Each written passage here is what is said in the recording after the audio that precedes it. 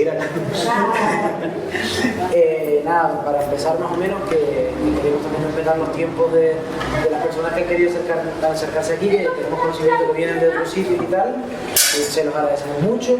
Yo soy Sergio y soy miembro, como muchas de las personas que estaban aquí, de la asociación que tiene este local ahora mismo, que es la Asociación de Acción Social Los Ralejos Participa, una asociación del norte de Tenerife, concretamente del Valle de la Orotava, de Los Ralejos, que está trabajando en el asunto desde hace 9 meses más o menos en un proyecto específico para promover la participación ciudadana, un proyecto que básicamente quiere albergar iniciativas de calado social de muy diversas cuestiones. Hemos tenido aquí charlas específicas sobre el asunto de las pensiones públicas, sobre la diversidad sexual. La próxima semana tendremos una charla sobre feminismo, igualdad de derechos entre hombres y mujeres, y en esta ocasión hemos querido contar en este espacio con Beatriz Bello y con la Asociación Asperger y las Canarias, con Aspercam, para hablarnos del asunto del síndrome de Asperger como otra forma de entender el mundo.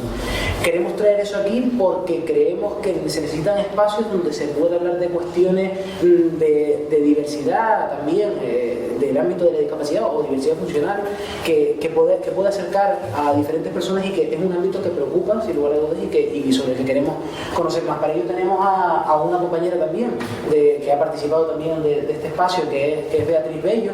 Beatriz Bello, yo no me quiero guiar por cuestiones biográficas, se lo estaba diciendo, curriculares, pero bueno, Beatriz, yo creo que merece la pena comentar por qué creemos que está bien invitarla como ponente. Beatriz Bello ahora mismo es coordinadora en Tenerife de la Asociación Aspercam, es licenciada en Sociología, experta en intervención con personas y familias en riesgo de exclusión social, en evaluación de programas y políticas públicas, y desde el 2010 trabaja en estos ámbitos, en el ámbito de la salud mental para diferentes entidades y fundaciones, y como digo, actualmente es coordinadora de Aspercam, y en calidad de ello, pues yo sí, apoyarme más con ella, y espero que esperamos que disfruten de esta charla, ¿vale? Muchísimas gracias por venir y todo bien. Muchas gracias, Sergio. Bueno, muchísimas gracias por venir.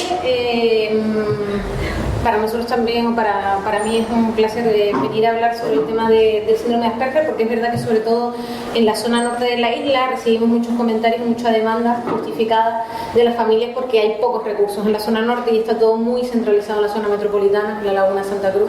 Entonces también pues tener cabida y espacio para poder hablar en el norte de estas cosas es importante. Antes de empezar, como voy a hacer un pequeño recorrido sobre lo que significa el síndrome de Asperger, un poco las capacidades de las personas desde una mirada positiva del diagnóstico, pero antes les voy a poner un vídeo a modo de introducción, que es de un ilustrador que se llama Miguel Gallardo, catalán, que su hija está dentro del espectro autista, no tiene el específico del síndrome de Asperger. El síndrome de Asperger está dentro de los trastornos del espectro autista, pero los trastornos del espectro autista son muy amplios. Entonces su hija María no está dentro del síndrome de Asperger, pero está dentro del trastorno, y además su hija es de Gran Canaria, vive en Las Palmas, y alguna vez también en la asociación, que nuestra asociación es de ámbito autonómico, hemos trabajado con ella, con lo cual también el corto lo solemos poner porque también hay pues un cariño personal porque conocemos a María. Y sí es verdad que en el corto pues se van a ver algunas cosas, como luego también les explicaré, en las que se puedan sí sentir identificados, decir, bueno, pues eso mi hijo sí coincide o no coincide. En algunas no se van a sentir nada identificados, y en otras quizás sí, ¿no? Porque el espectro es muy amplio y nunca se cumplen todas las características en una misma persona, pero nos sirve para introducir la charla. ¿Se puede poner el vídeo, Sergio?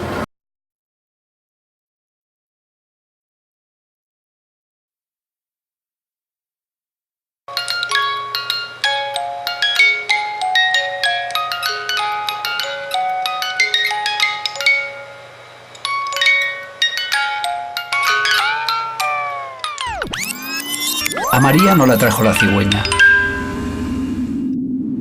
María vino de un planeta lejano, como Superman.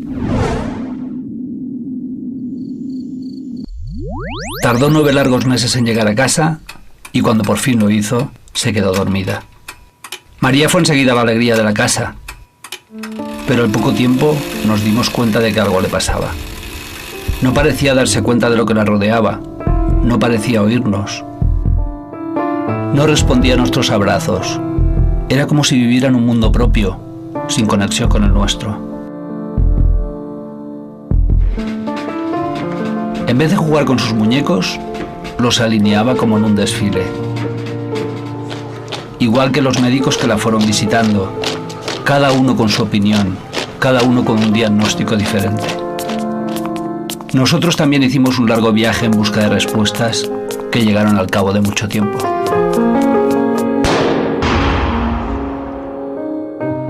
En ese viaje tuvimos de compañeros a los otros padres, con los que compartimos tristezas, alegrías y experiencias.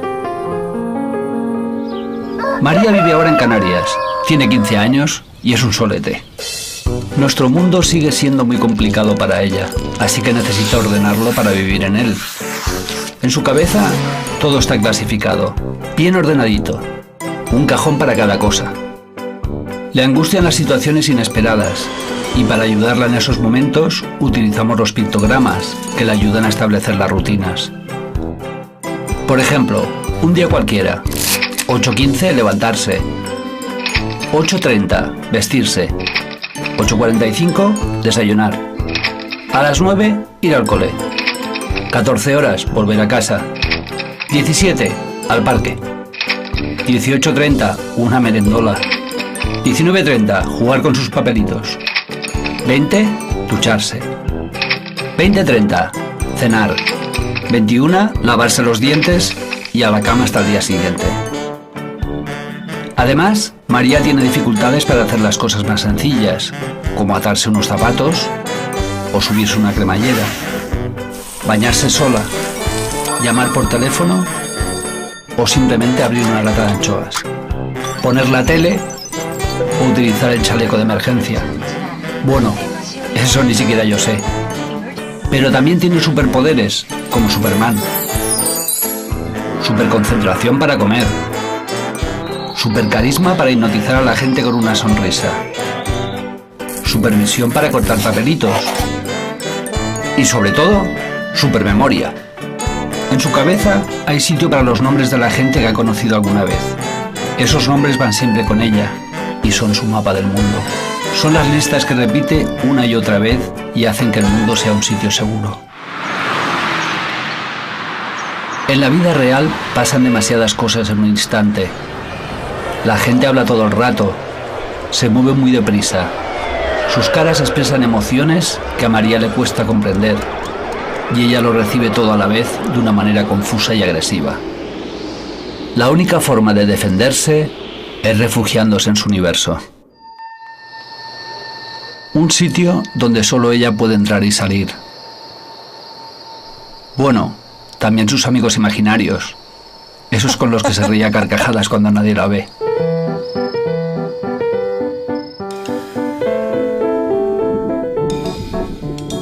En ese sitio especial, María encuentra protección en sus juegos repetitivos, con la arena o con los papelitos.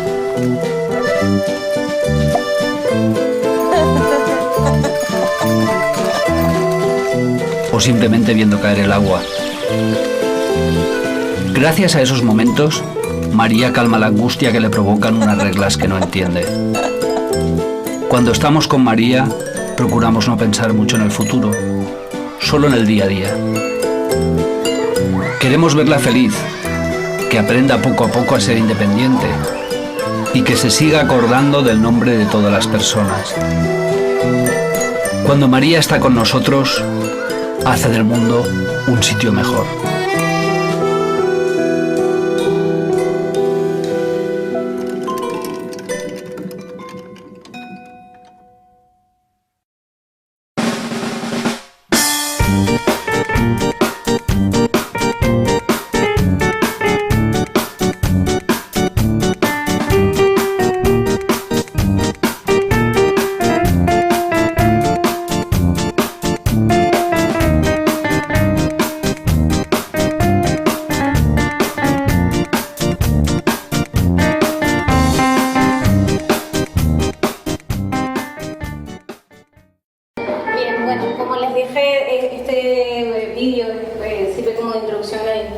el trastorno del espectro autista, pero ahora vamos a concretar un poquito más en el síndrome de Asperger.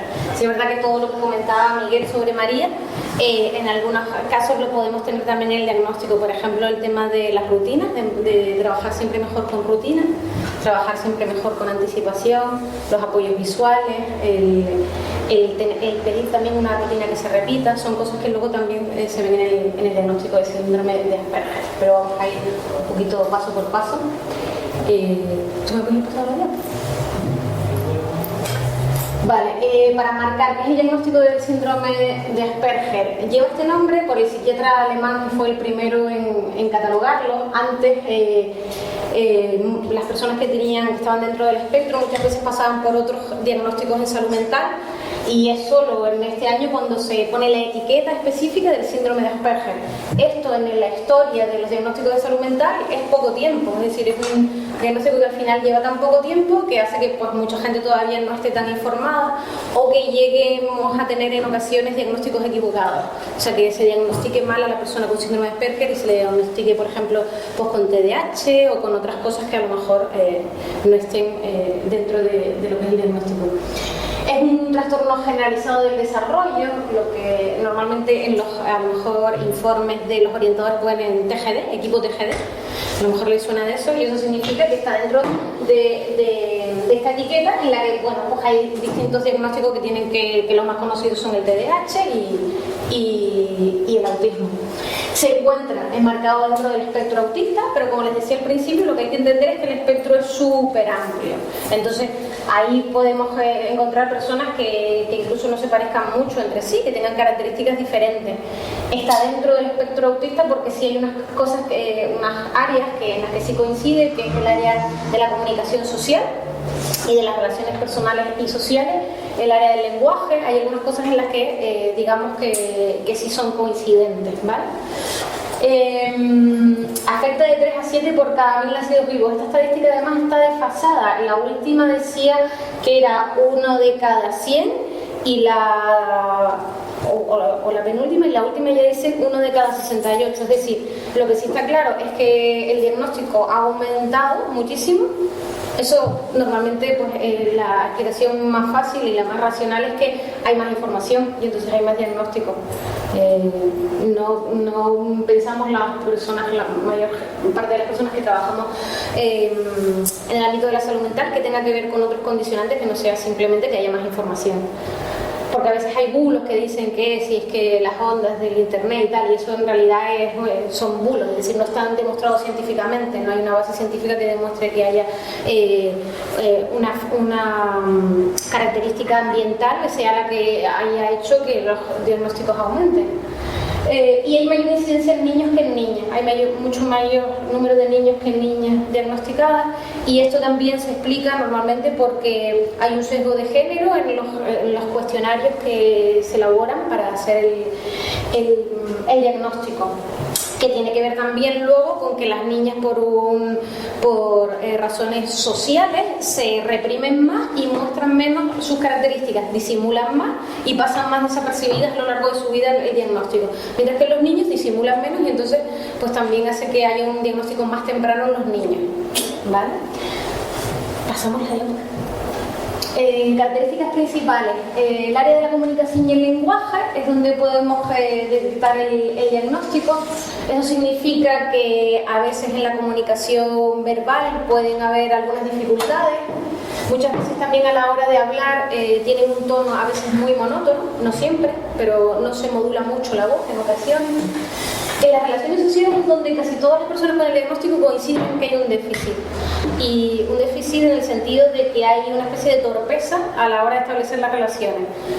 Eso significa que no es que la persona no tenga interés en establecer relaciones, sino que pues es un poco torpe a la hora de establecerlas porque no lee bien las conductas sociales. Eso significa, o sea, o cómo se explica. Nosotros normalmente en nuestro proceso de socialización, desde que somos pequeños y pequeñas, pues vamos aprendiendo unas normas sociales por imitación y por intuición, por observar. Pero las personas con síndrome de Asperger no intuyen eso, no intuyen a lo mejor que si yo vengo aquí y estoy en una charla, tengo que estar en silencio y entrar a lo mejor disimuladamente si llegué más tarde. Es una persona con síndrome de Asperger, habría que explicárselo y muy claramente, ¿vale? Porque tienen una dificultad para entender esa cantidad de normas sociales que todos hemos ido aprendiendo por intuición y que a ellos les cuesta muchísimo el comprender. Inflexibilidad cognitiva, eso significa que tienen como más dificultad para adaptarse a los cambios, ¿vale? Son personas que funcionan mucho mejor en la rutina y que los cambios hay que anticiparlos, porque un cambio me puede suponer un bloqueo. Es decir, no tengo una predisposición o mi cerebro no entiende bien el cambio y entonces soy más inflexible en ese sentido. A veces hay problemas en la psicomotricidad fina y gruesa, es decir, los niños y niñas con síndrome de Asperger normalmente, por lo general, no suelen ser buenos en educación física. Son a lo mejor recibidos que les cuesta un poco, porque suele haber algunos problemas a la hora en su psicomotricidad fina y gruesa.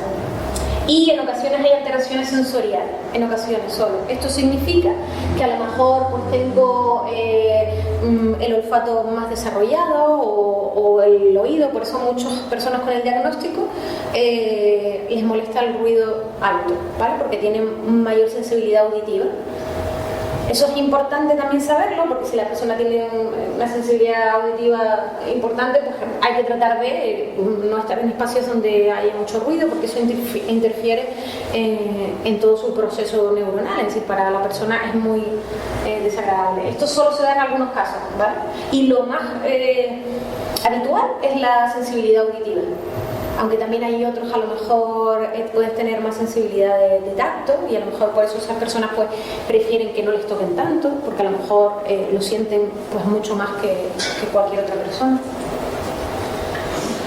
Esto ya lo hemos hablado, las habilidades sociales, lenguaje formal y pedante, vocabulario muy rico. Esto es en algunas ocasiones.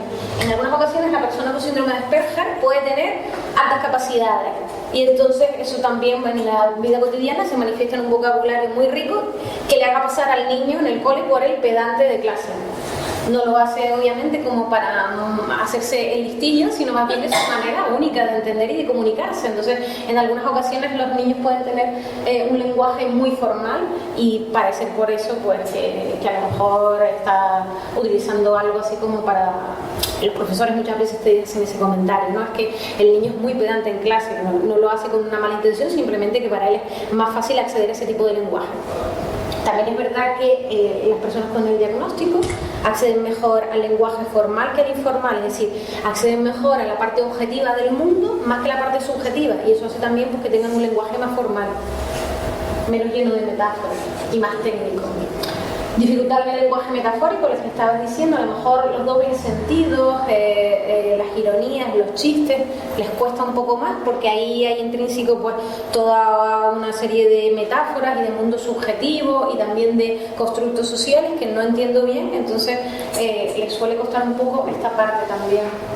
Alteraciones en la entonación, por lo que decía que en ocasiones pueden tener un tono un poco más monótono. Dificultades en las habilidades de la conversación que tienen que ver con la dificultad en las relaciones sociales y falta de comprensión de la comunicación no verbal, es decir, como de todo esto que tiene que ver con el lenguaje no verbal, con las expresiones, les cuesta más el poder leer, por ejemplo, si una persona está pues más enfadada o triste y lo muestra verbalmente, les cuesta más deducir eso. Pensamiento literal y rígido referido a hechos concretos.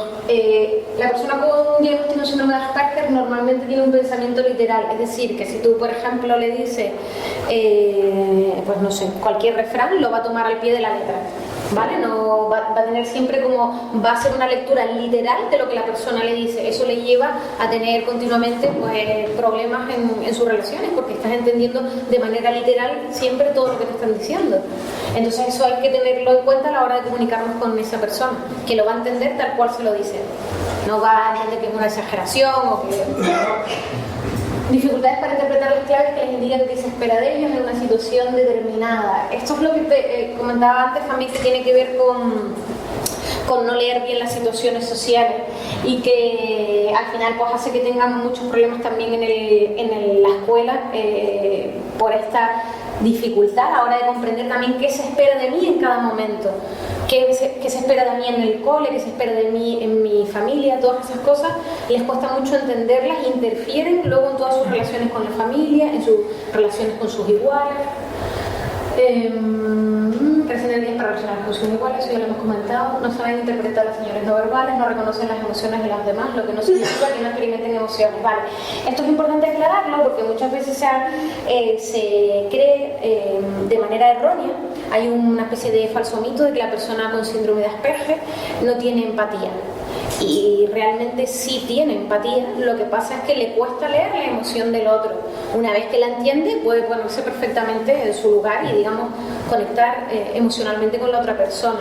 Entonces nos pasa que continuamente, de hecho, tenemos como que aclarar eso, porque a lo mejor por los medios de comunicación de repente suelta una cosa de la falta de empatía, hace creer que sea una persona con Asperger o temas así, y no, la persona con Asperger tiene empatía igual que todo el mundo, pero como esa primera parte de leer el momento en el que tú estás les cuesta, pues de manera inmediata les cuesta pues el comprenderlo, pero una vez que lo entienden, funcionan emocionalmente igual que cualquier otra persona, ¿no? Dificultad para generar alternativas diferentes de manera espontánea. Esto tiene que ver con lo que comentábamos de que a la persona le cuesta el asumir los cambios, ¿no? Entonces, como no tengo mucha capacidad para asumir los cambios, no tengo tampoco a lo mejor capacidad para generar una alternativa ante un imprevisto, y eso puede hacer que me bloquee, que me enfade, que me frustre, que me coja una perreta, porque se ha generado un cambio y yo no soy capaz de resolverlo, no tengo esa capacidad a lo mejor también más inmediata que tiene una persona de buscar una alternativa que no estuviera anticipada. Fuerte adherencia a la rutina, ambientales, problemas de seguridad. Sí, es importante también que si tenemos en casa un niño o una niña con síndrome de Asperger, tratemos de respetar también sus rutinas, porque es en ese entorno en el que se van a sentir más seguros y seguras. Aunque la persona luego a lo largo de su vida aprenda a llevar mejor los cambios, incluso así siempre se recomienda que se les establezcan unas rutinas y se les respeten, porque en ese entorno es donde la persona va a estar más a gusto, donde va a estar más segura. Rituales repetitivos, estereotipias. Las estereotipias en ocasiones aparecen en el diagnóstico de síndrome de Asperger, aparece en casi todos los casos de un autismo más clásico, y tiene que ver pues, con gestos o movimientos repetitivos. Vale, pues puede ser una cosa así, o puede ser un pequeño balanceo, o mover las manos, ¿vale? Eso a la persona le calma. Entonces, normalmente en las terapias lo que se recomienda además como que esa estereotipia o ese movimiento no se anule o no se castigue, porque la persona se está regulando con el movimiento. Si nosotros le decimos quita las manos, pues lo que voy a hacer es que esa persona se desregule más y su sistema nervioso, pues digamos, lo pase peor. Entonces, lo único que se puede hacer si la estereotipa es muy grande y de alguna manera dificulta la relación social es hacerla un poco más moderada. Si hace así, pues decirle que lo haga abajo, por ejemplo, para que no se note tanto, pero en ningún caso castigarla o reprimirla, porque la persona la usa para regularse. De hecho, todos, en mayor o menor medida, a veces tenemos estereotipia. ¿Vale? Hay gente, por ejemplo, que hace esto continuamente, ¿no? Y lo hace para regularte emocionalmente. Entonces, si sirve y nos calma, no tenemos por qué eliminarlo. Poca imaginación y creatividad en los juegos. Esto es en ocasiones, ¿vale? Porque luego hay niños que tienen un imaginario muy grande.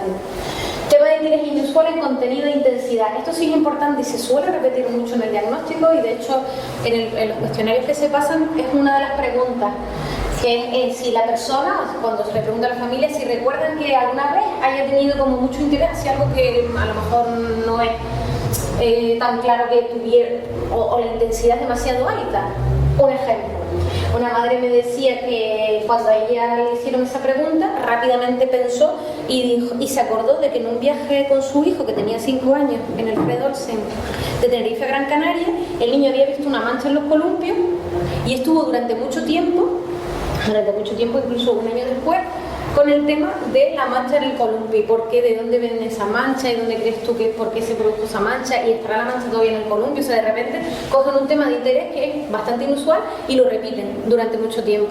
Eso es una característica que además se pregunta de manera concreta en el cuestionario porque se repite mucho en las personas con el diagnóstico.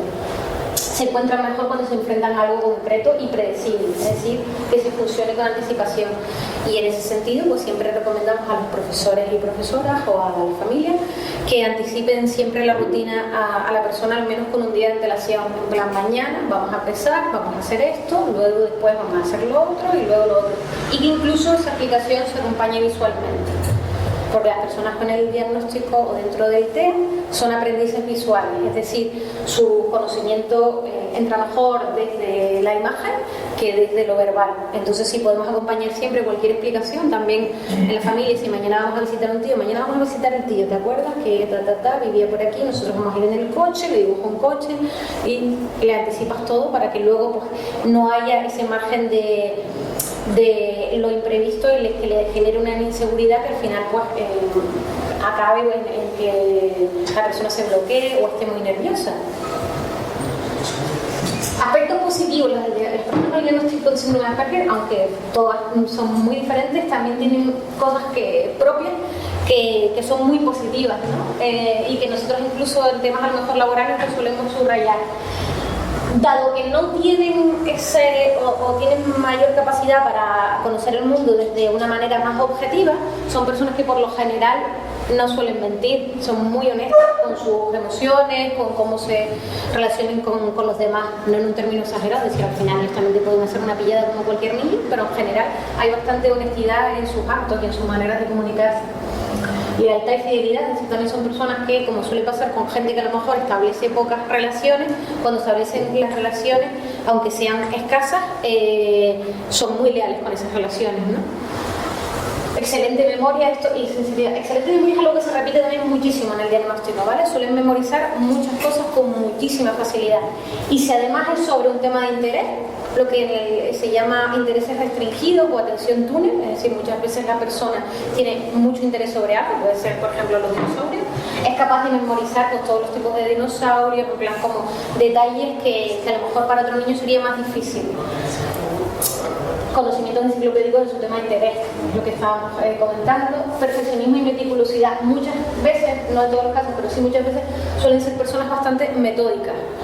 Entonces también esa característica metódica hace que sean más perfeccionistas en muchas de las cosas que hacen. Muy puntuales y conocimientos avanzados en tecnología y ciencia. Por lo general son estas las áreas que les suelen gustar, también porque como hay una mayor capacidad para entender la parte objetiva de la vida y técnica, pues se suelen ir más por la parte de las ciencias que por la parte de la vida. Algunos consejos cuando hablamos a un grupo. Vale, sí, esto es como también sobre todo, bueno, consejos que se dan a los profesores, pero que también se les da a la familia. Cuando a lo mejor estamos dirigiendo una actividad o estamos con nuestro hijo o hija con síndrome de Asperger y hay otras personas, pues si estoy hablando para el grupo, sí, de manera concreta, reforzar el mensaje con la persona para que vea que ha entendido la indicación perfectamente, porque muchas veces, como decía también, lo que nos pasa es que como nosotros de manera natural utilizamos tanto lenguaje subjetivo, tanta cosa que en realidad estamos deduciendo, que a lo mejor la persona no se ha enterado realmente de cuál ha sido la indicación o de qué es lo que vamos a hacer. Entonces conviene que siempre se le haga una explicación aparte o más concreta a esa persona. Utilización de ayudas visuales, lo que decía siempre como apoyar la imagen, porque la imagen es importante. En centros escolares nosotros también recomendamos que tengan agendas visuales en clase, o sea que cerca de donde el niño o la niña se siente haya una agenda visual con en qué momento estamos, a dónde vamos o en qué actividad está. Y utilizar también mucho los ejemplos por supuesto concretos.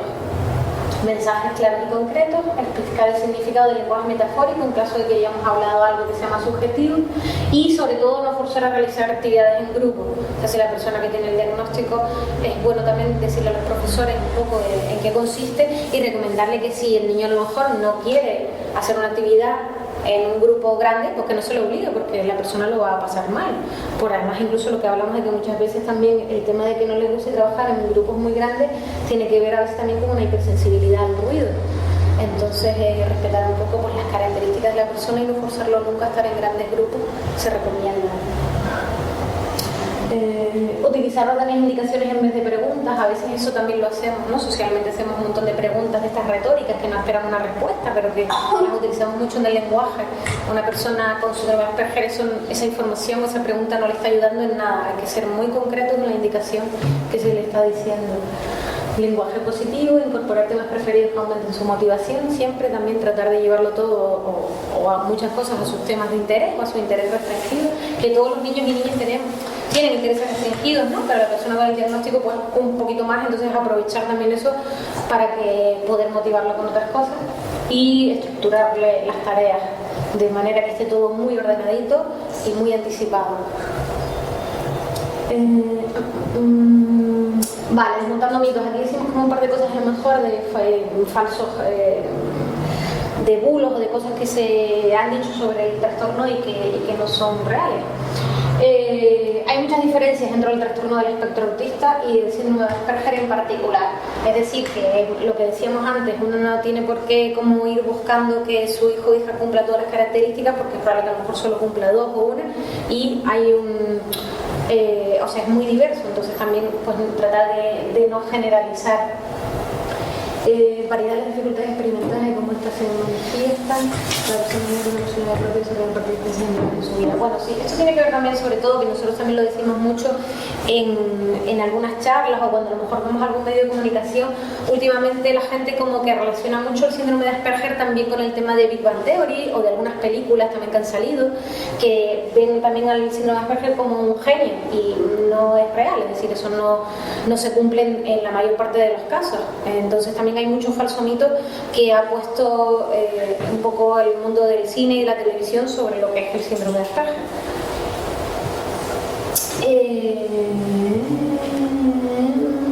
A ver qué es importante aquí.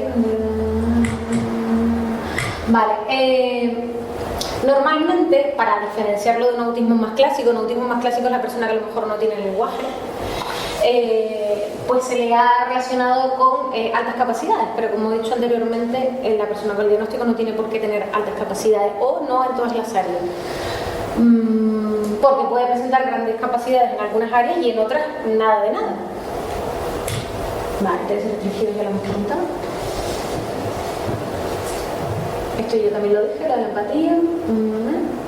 Perdona, el anterior, vale, se me ocurre para expresarlo, sí. Bueno, un poco lo que decía antes, de que tampoco se crean no solo que la persona no tiene empatía, sino que además no siente emociones, pues por supuesto que las siente, lo que muchas veces a lo mejor no son tan evidentes o no las expresan de una manera tan evidente como las solemos expresar las personas neurotípicas.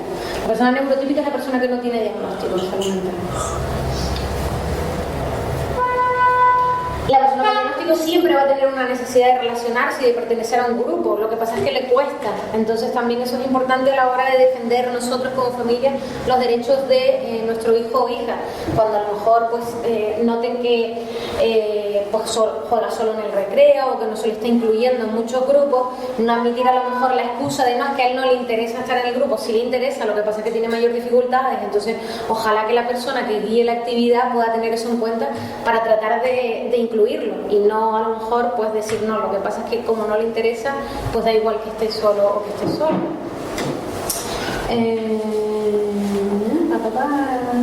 Esto ya lo hemos dicho, sí. Vale, es verdad que en ocasiones la persona con el diagnóstico puede pasar con algunos episodios pues desagradables, sobre todo en la etapa escolar, y eso puede hacer que tenga alguna conducta agresiva. Por ponerlas así, bueno, en datos, creo que es el 90% de las personas que tienen diagnóstico han sufrido acoso escolar en algún momento de su etapa escolar.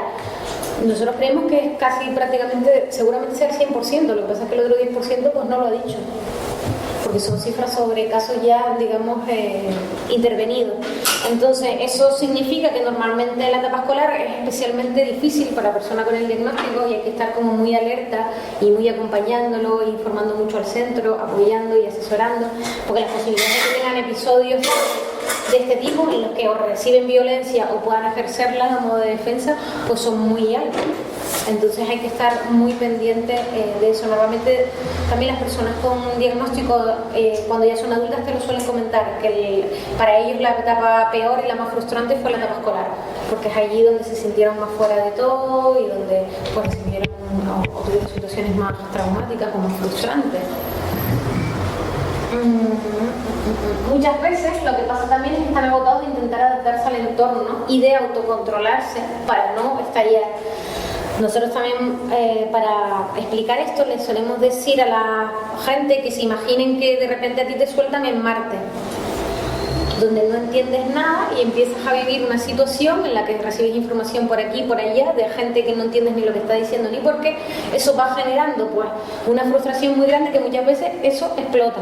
Es lo que los episodios que suelen tener los niños cuando están en el cole. Muchas veces están sucediendo, o lo que ponía Miguel Gallardo en el corto, ¿no? En la vida bueno, pasan muchas cosas a la vez, hay ruidos por aquí, hay gente hablando por allá, hay otros jugando por aquí, y eso para una persona con el diagnóstico puede ser muy estresante. Y normalmente ellos pues hay tantas situaciones sociales que no están entendiendo bien, que se les van acumulando, y eso pues puede acabar en un episodio de frustración y de no poder controlarse y estallar.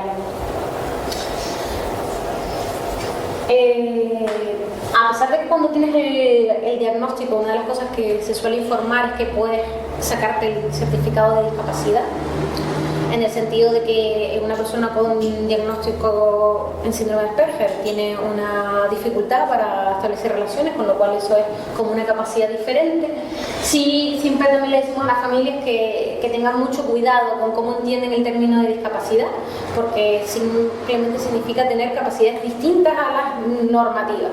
No significa que yo sea menos que nadie o que haya que también infravalorarme o etcétera, sino que tengo una capacidad distinta para entender el mundo y para relacionarme en el mundo.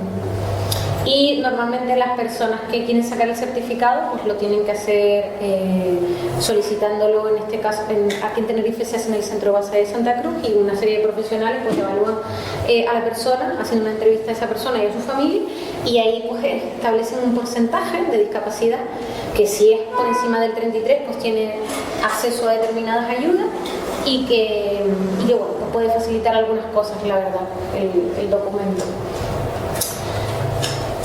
Y bueno, ya por hablarles un poco al final de la asociación Aspercan es de ámbito autonómico, es decir, está presente tanto en la provincia de Las Palmas como en Tenerife. Trabajamos en Lanzarote, Fuerteventura, Gran Canaria y aquí en Tenerife. Y nuestro objetivo pues es el atender a las personas con el diagnóstico y a sus familias, dando distintas actividades y servicios para asesorar, acompañar, informar y conseguir pues una mejora en la calidad de vida tanto de la persona como que tiene el diagnóstico como de su familia. En Tenerife tenemos la laguna, entonces es allí donde tenemos casi todas las actividades y servicios, pero para centros escolares sí que nos movemos por toda la isla. Y en centros escolares lo que se da es asesoramiento e información a los profesores y a la dirección, y en los casos en que se requiere apoyo dentro del aula, poner una persona dentro del aula que ayude a la persona con el diagnóstico en aquellos momentos en los que les es más complicado seguir el ritmo, que puede ser en gimnasia, en comedor, en plástica, dependiendo un poco de cada niño, de cada niña. Eso también es como una de las cosas que suelen ser más demandadas, por lo que comentaba también antes de que es el periodo más complejo para una persona con el diagnóstico, es la etapa escolar. Probablemente me esté dejando muchas cosas en el tintero, entonces yo creo que si ahora por ejemplo abrimos así como en plan debate, van a ir saliendo cositas más importantes. Simplemente comentar que se ha grabado solo la charla, no el debate, la charla específica, porque sí que queremos que la gente que no ha podido venir al espacio que pueda verlo desde su casa, porque lo vamos a subir a YouTube, toda la parte expositiva que he planteado ver. Simplemente por nuestra parte, bueno, yo personalmente felicitar a Bea por la acción que desarrolla desde la asociación y tú personalmente como profesional, y también por la presentación que nos has hecho. Gracias también a todos por venir. Es un lujazo poder contar con familias que también pueden contar esas experiencias y hacernos partícipes de la historia que viven, al margen de cuestiones que pueda plantear Bea y que eso puede ser muy positivas. Es genial poder nutrirnos también de esa historia porque es una realidad que muchas no conocíamos y que sería súper importante poder entender también otras realidades. Yo además me voy con un mensaje que es una historia que me gustó mucho de lo que dijo Bea, que es eso de las capacidades, el asunto de las capacidades diversas. Estamos muy tarde de decir ese asunto de la discapacidad, de no sé cuánto, no sé qué, incluso yo al principio lo medio planteé, pero ahora me voy con un mensaje completamente distinto y es hablar de capacidades diversas, hablar de personas diversas, y vamos a partir de ahí. Y nada, muchísimas gracias. Y Bea, si quieres concluir alguna vez. Nada, yo eso que pueden contar con nosotros página web y tal, y sí les invitaría también como que a ustedes visibilicen e informen lo más posible, o sea que informar tanto al cole como a otros amigos como tal, nunca está de más.